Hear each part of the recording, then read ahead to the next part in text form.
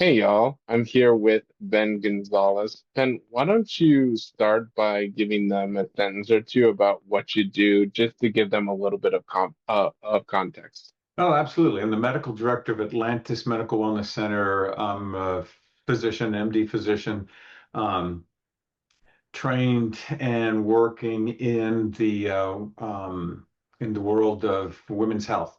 So I take care of hormones management and metabolic care from the integrative medicine perspective. Tell them a little bit about where you were at before you started working with us.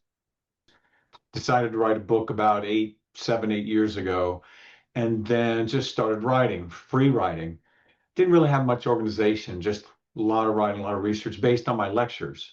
Ended up after we organized everything and I looked at all the words, it was well over 350,000 words that I had written um, in in and not organized, no outline of chapters, just all the words in my subject, of course. So the bottom line is he helped open my eyes of where I really was with my book, number one. Number two, able to organize it very quickly, organize how I was going to lay it down in chapters. And then number three, give me the confidence to allow me to continue writing and editing freely with support. The whole team with Simon supporting me with Kate and all the other authors on the weekly meetings was very, very helpful. And tell them a little bit more about what specifically in the group sessions was super valuable in terms of getting that benefit you talked about like confidence. It was actually reading my words out loud. I'd never really done that before. With Zoom, you can see the faces and the reaction, and the nodding of the heads and the thumbs up as I was talking. It gave me the confidence to feel good about what I'm writing and to hear myself actually say the words. Allows me to correct myself instead of in my head out loud was very, very powerful, actually. I want you to describe the reaction that you receive when you're reading a portion of the book to others, such as in the group or beyond. My subject's emotional. It's very emotional. It's the misogyny found in medicine, the misogyny found in the pharmaceutical industry, the ignorance of well-intended physicians, the ignorance of even within the specialty of OBGYN and gynecology, the so-called women's specialty, and acknowledging that ignorance as a physician, watching the reaction of the other authors who are not physicians, who are not trained that way, to hear to for to see their reaction as I'm saying the words, acknowledging this ignorance that we have in medicine and this bias that we have in medicine against women. Um, it gets emotional. So the emotions, the nodding of the heads, the hell yes, in the chat, the exclamations and the hearts and all that stuff is, it's just, honestly, it just validates the fact that this book needs to get out as quickly as possible. So, Ben, you came in pretty early on in the group, and the reactions of your reading chapters of the book was just immense. People came away from that super fired up. In fact, I remember in one-on-one sessions with authors later on, they would tell me, "Oh my goodness, Ben's book, it really impacted me."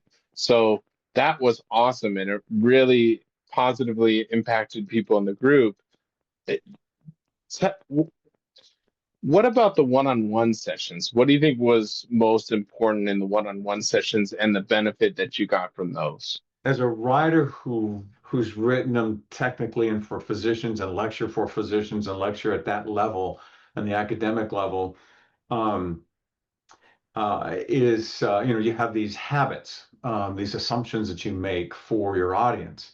And I'm writing for the general public here in the book, and so and I'm aware of that. As I was writing, I was well aware that I needed to ensure that what I was saying was understood, and I wasn't making assumptions on a technical or an academic or a medical, on the medicine level. And the one-on-ones helped me with the flow of that, number one. Number two, um, the one-on-ones also identified bad writing habits. You know, there's everybody has their habits, everybody has their style, everybody has their pattern. So what Kate did for me was help me just identify a couple of what I call bad writing habits, in which she was softly saying, as you know, we could probably change just a little, and this is a pattern that you have. Like, okay, I know what that means. Thanks a lot. But it helped me see that in all the right in those 300,000 plus words, I could see that pattern. So I'm able to correct that. So I didn't just come out with just 101, fix this paragraph, fix this chapter. I came out with, I can actually fix these things myself, and make things move a little faster in accomplishing the editing that I need to do for putting together the rest of the words and the chapters. Where do you think you'd be at maybe if you didn't sort of engage with us in this program? Still free writing and flailing. Um, I would have eventually gotten to some organization by the end of the year with the chapters, but my goal is to get this book out. This is all I'm doing, all I'm thinking about, at the detriment of personal time and even professional time, at the sacrifice of a lot of time in the clinic. Um, but listening to the reactions, watching the reactions of your team as I was reading, um, helps the motivation at times when you need that motivation late at night or early in the morning, or between when patients are are demanding my time. There's one other point I want to make about the book and about the reaction, that I just thought of, that helped me a lot. The one of the purposes of the book is not to alienate doctors against patients, against women. It's not to do that. In fact, it's the exact opposite. The purpose of the book, and there's one very powerful chapter, it's a small chapter, but a very powerful one, is to merge, is to get, is to merge the patient, the female patient, and the doctor as advocates of each other. And I saw that happening when I was reading. I saw, instead of the narrative of it's the doctor's fault that the prescription didn't go through, it's the doctor's fault. Sorry, it's the doctor's fault that I can't get the appointment. It's more of what can we do to help each other achieve the same goal everybody wants, and that's better health, and that's protecting your 90-year-old self. So, and in the context, of course, women's health.